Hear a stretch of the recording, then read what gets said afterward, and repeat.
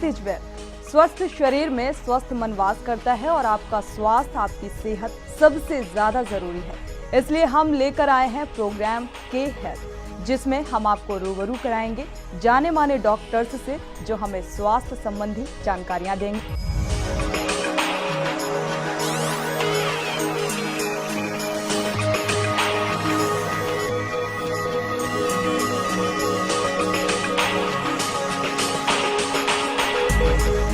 के हेल्थ में मैं सोनी आपका स्वागत करती हूं। हमारे साथ हैं और जाने माने orthopaedic surgeon doctor as Prasad ji.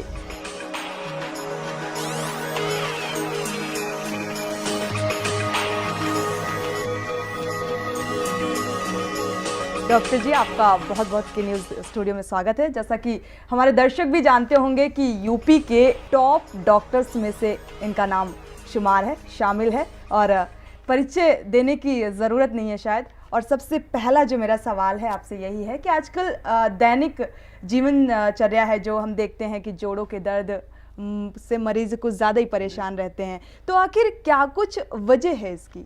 Good morning Soni ji and good morning viewers, Uttar Pradesh के या बाहर जो भी आप लोग देख रहे हैं, गुड मॉर्निंग।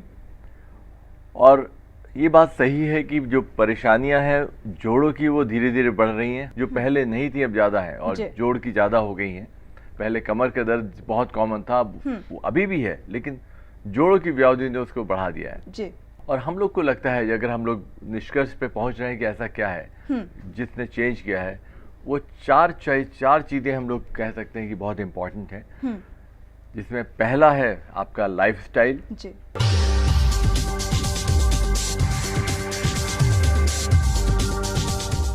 लाइफस्टाइल में क्या इम्पोर्टेंट है, आप कैसे रहते हैं, कैसे काम करते हैं, आपका पोस्चर कैसा है, बैठने का तरीका कैसा है। नंबर 2, आपकी हड्डियां मजबूत होनी चाहिए। हड्डियां मजबूत करने के लिए कैल्शियम, और नंबर 2, कैल्शियम को हड्डी तक पहुंचाने के लिए विटामिन डी। नंबर 3, जोड़ों पे जोर कम पड़ना चाहिए, इसका मतलब आपका वजन बहुत इंपॉर्टेंट हो सकता है। और नंबर 4, एक्सरसाइज, क्योंकि एक्सरसाइज एक ऐसी प्रक्रिया है जिससे जोड़ों की जान या लाइफ बढ़ती है। तो वो बहुत इंपॉर्टेंट है कि आप एक्सरसाइज करें, रेगुलर करें और ओवर भी ना करें। ओवर यूज भी जॉइंट का नहीं होना चाहिए। तो एक बैलेंस जिसको कहा जाता है लाइफ में, वो बहुत जरूरी है, जिससे कि आप अपने जोड़ों की लाइफ, अपने शरीर की लाइफ को बढ़ा सकते हैं। जी बिल्कुल, लाइफस्टाइल में कहीं ना कहीं एक परिवर्तन की जरूरत होती है, कहने का मतलब ये। तो डॉक्टर जी, साथ ही ये भी जानना चाहेंगे, हमारे दर्शक भी जानना चाहेंगे कि किस तरह के परिवर्तन जरूरी होते हैं जो आम जनजीवन के लोग बहुत आसानी से उसे अपना सकें और उनका शरीर भी स्वस्थ रह सके। और लाइफस्टाइल में जिस तरह से परिवर्तन की आप बात की, देखिए परिवर्तन हम उतना नहीं कहते, हम कहते हैं कि आपको अवेयरनेस चाहिए, आपको जागरूकता चाहिए। पहली चीज, आप अपने हेल्थ और अपने शरीर के प्रति थोड़ा सचेत रहना है। एक बार आप सचेत रहेंगे तो आप जानना शुरू करेंगे कि कहाँ पे परेशानी है। जो मैं चीजें बोल रहा था वो उसकी शुरुआत बचपन से होती है, और बचपन में तो बच्चे को नहीं पता, घर के पेरेंट्स को, जो घर के उसके माता पिता हैं, उनको पता है कि कैसे ध्यान रखा जाए। और उसलिए जो सबसे इम्पॉर्टेंट चीज़ है कि कैल्शियम और विटामिन डी, ये 2 चीज़ें ऐसी हैं जो बहुत इम्पॉर्टेंट है बचपन से ही देना। विटामिन डी एक ऐसी चीज़ है जो आप नॉर्मली दूध बच्चों को हम लोग पिलाते हैं या देते हैं, या दूध की चीज़ें देते हैं, दही देते हैं, पनीर देते हैं, उसका भी कैल्शियम हड्डी तक नहीं पहुँचेगा अगर शरीर में विटामिन डी की कमी होगी।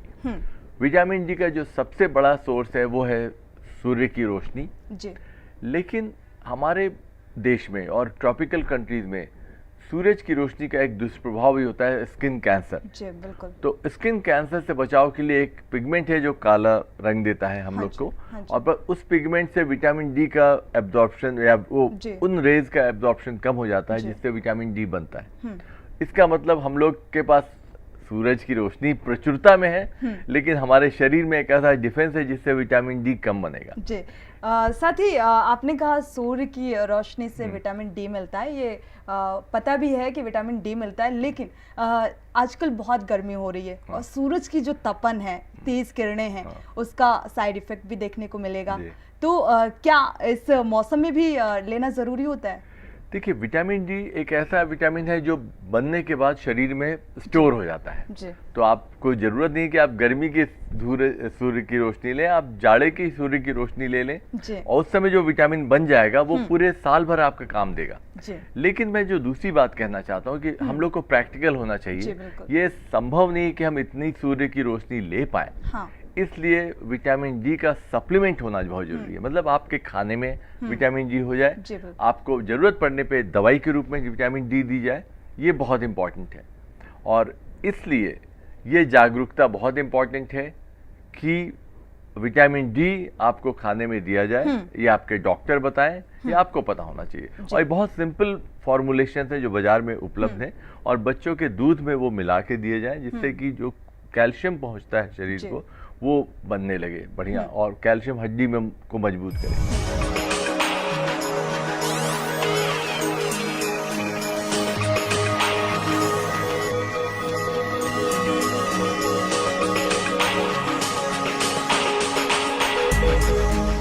एक बार आपका हड्डी मजबूत हो गई, जो एक तरह से आपका बोन बैंक हम लोग बोलते हैं, बचपन से ही आपने हड्डियों को मजबूत कर दिया, तो एक शरीर के एक उम्र के बाद जो एक नॉर्मल प्रक्रिया है, जब शरीर कमजोर होना शुरू करेगा तो आपके बैंक में इतना कैल्शियम होगा कि वो उसके बाद भी उसके बैंक में बैलेंस रहेगा। साथ ही जिस तरह से जोड़ों के दर्द की समस्या अब आम हो गई है, हर किसी को ये समस्या होती है, तो आखिर इससे छुटकारा कैसे पाया जा सके? मैंने बोला 4 चीजें इंपॉर्टेंट है। तो एक्सरसाइज से हमेशा जोड़ों की लाइफ बढ़ती है। जी। एक्सरसाइज रेगुलर होना चाहिए, एग्जॉस्टिंग नहीं होना चाहिए। अगर सबसे सिंपल एक्सरसाइज की हम बात करें तो वॉकिंग सबसे सिंपल एक्सरसाइज है। अगर आप 2 किलोमीटर एक दिन में चलते हैं, जिसमें 25% दैट मीन्स आधा किलोमीटर ब्रिस्क वॉक है, जी, तो वो जोड़ों की लाइफ बनाने में बहुत कामयाब होता है। मैं इसलिए बोल रहा हूँ कि बहुत सारे लोग जिनको जोड़ों के दर्द की बात होती है, वो सोचते हैं इस जोड़ को बचाने के लिए चलना बंद कर दें, जबकि चलने से जोड़ की लाइफ बढ़ती है। तो चलना बहुत जरूरी है, ये एक इम्पॉर्टेंट चीज है जो समझना चाहिए। और सबसे सिंपल एक्सरसाइज तो वॉकिंग है। उसके अलावा भी बहुत सारे एक्सरसाइज होते हैं जो आप कर सकते हैं। कहीं ना कहीं वॉकिंग के जरिए आप अपने आप को ये सबसे सिंपल है जिसमें आप अपना नुकसान नहीं करेंगे वॉकिंग में। साथ ही ये भी एक सवाल उठता है, तमाम दर्शक ये भी जानना चाहेंगे कि जॉइंट रिप्लेसमेंट क्या है और ये किस उम्र के और किस तरह के पेशेंट्स के लिए कारगर साबित होता है।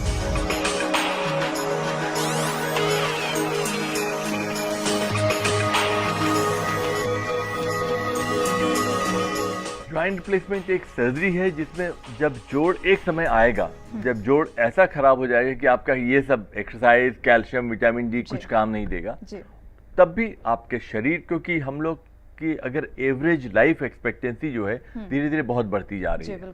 जब भारत आजाद हुआ था तो एवरेज लाइफ एक मेल की 50 से कम थी, जो 75 के करीब है।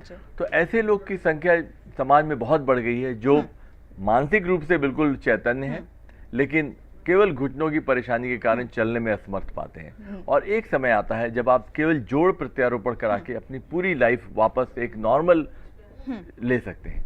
इसलिए जोड़ प्रत्यारोपण एक बहुत ही कारगर और बहुत ही सक्सेसफुल सर्जरी है।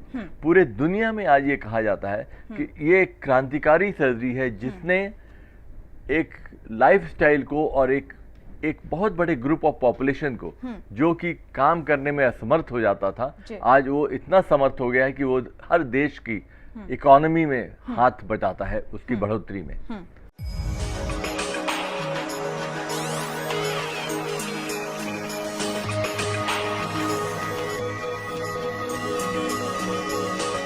साथ ही ये भी जानना चाहेंगे, तमाम दर्शक भी जानना चाहेंगे कि जॉइंट रिप्लेसमेंट क्या है और ये किस उम्र के और किस तरह के पेशेंट्स के लिए कारगर साबित होता है।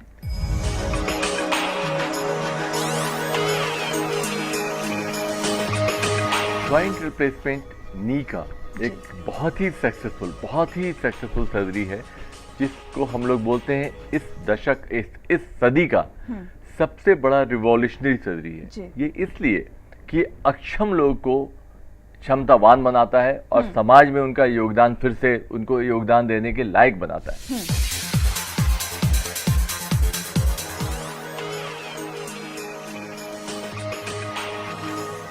जैसे जैसे लाइफ बढ़ती है, जोड़ घिसने लगते हैं। अगर आपकी लाइफ ज्यादा है, जैसे जो अब हो गया है भारत में भी, और जो देखा जाता है कि एवरेज लाइफ एक्सपेक्टेंसी अब 70 साल से ऊपर की चल रही है, भारत में ही 75 के ऊपर की चली गई। लेकिन जोड़ आपके घिस जाते हैं, जिसमें बहुत सारे कारण हैं।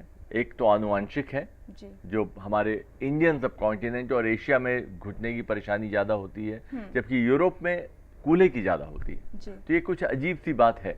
हाँ। लेकिन उसके अलावा हमारा रहन सहन, खान पान, उस जोड़ को कैसा हमने इस्तेमाल किया। एक समय जब जोड़ इस लायक रहता है कि आपको चलने के लायक न बनाए, उस समय जोड़ प्रत्यारोपण सर्जरी करते हैं। वो किसी भी कारण से जोड़ खराब हो गया हो, तब भी हम लोग सर्जरी कर सकते हैं। और ये आज की तारीख में बहुत ही सक्सेसफुल सर्जरी है, जो बहुत ही फंक्शनली एक व्यक्ति को क्षमतावान बनाती है।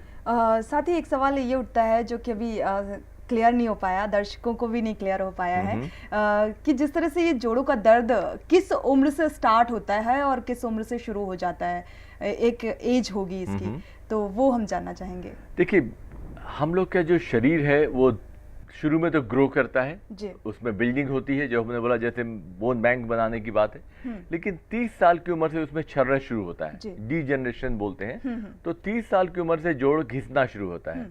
हम लोग के शरीर में दोनों प्रक्रिया है, एक तरफ से रिपेयर हो रहा है, एक तरफ से वो घिस रहा है।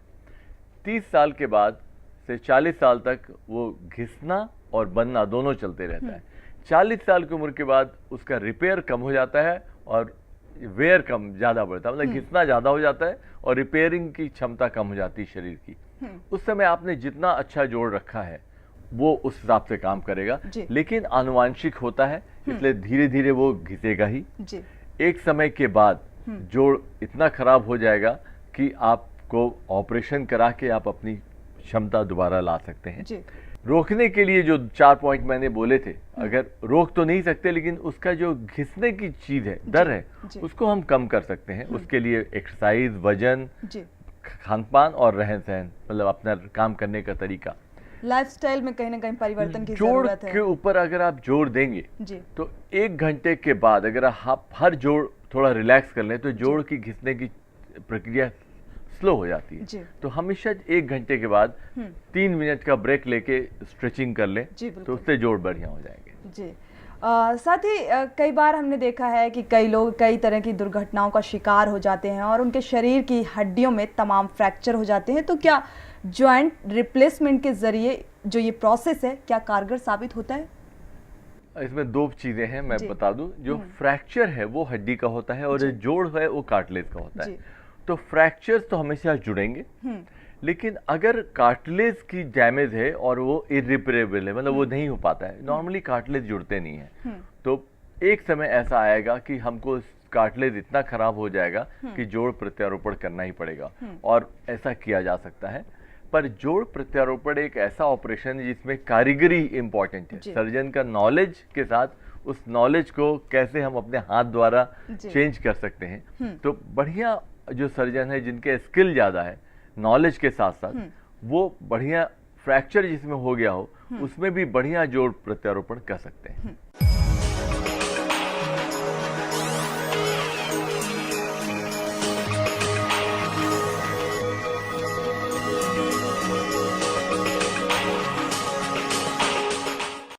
मुझे यकीन नहीं था कि टेक्नोलॉजी से सर्जरी इतनी आसान हो सकती है, पर नोवा ने मुझे एक ही दिन में डिस्चार्ज कर दिया। मैंने सिर्फ विश्वास किया। लोगों ने मुझसे पूछा कि मैं कहाँ जा रहा हूँ। मैंने नहीं बताया कि मैं नी सर्जरी करवाने जा रहा हूँ, सिर्फ बोला कि वेकेशन पे जा रहा हूँ। Thanks to Nova. सर्जरी के लिए पैसों का कंसर्न था, पर नोवा का फिक्स पैकेज बहुत ही अच्छा है और जो केयर नोवा में मिलती है वो पैसों से नहीं खरीदी जा सकती। नोवा स्पेशल डे हॉस्पिटल अब आपके शहर कानपुर में।